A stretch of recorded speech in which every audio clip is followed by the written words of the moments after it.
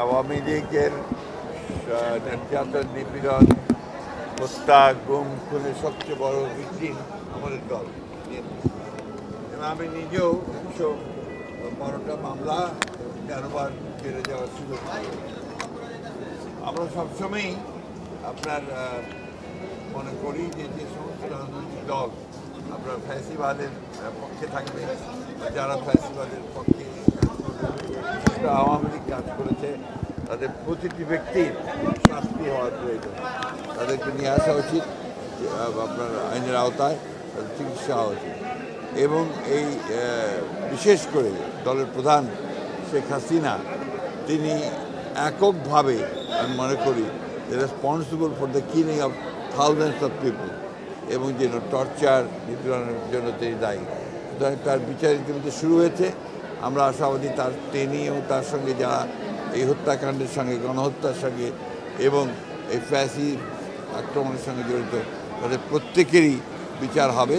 এবং সেই হিসাবে দল যদি আইনের আওতায় নিয়ে এসে দলও যদি আপনার দেখা যায় যে দলগত হিসাবে, তাহলে অবশ্যই তাদেরও বিচার হওয়া উচিত বলে। আপনারা আমার একটা কথার উত্তর দেন।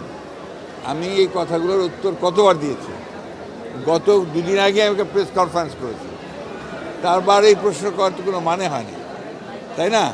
একটা কথা বলতে চাই, গণতন্ত্রের সবচেয়ে বড় শক্তি যদি কেউ থাকে সেটা হচ্ছে বিএনপি, এবং সবচেয়ে বেশি লড়াই যদি কেউ করে গণতন্ত্রের জন্য সেটা বিএনপি। বাংলাদেশে এক দলীয় শাসন ব্যবস্থা থেকে বিএনপি নিয়ে এসেছে আপনার বহুদলীয় গণতন্ত্রে এবং পরবর্তীকালে সংসদীয় গণতন্ত্রে। সুতরাং এই বিষয়ে প্রশ্ন করার কোনো প্রয়োজন নেই।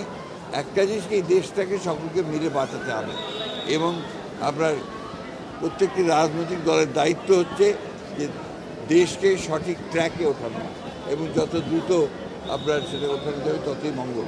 সুতরাং যারা মনে করেন যে নির্বাচন প্রয়োজন নেই, আমার মনে হয় তারা আবার চিন্তা করবেন। নির্বাচন প্রয়োজন জনগণের জন্য। সরকার, একটা নির্বাচিত সরকার দরকার, যে নির্বাচিত সরকারের সঙ্গে জনগণের সম্পর্ক থাকবে। সেই কারণেই আমরা বলছি যে সংস্কারগুলো হচ্ছে, সংস্কারে আমরা অংশ নিচ্ছি, প্রত্যেকটি সংস্কারের দাবি আমরাই তুলেছি সবার আগে।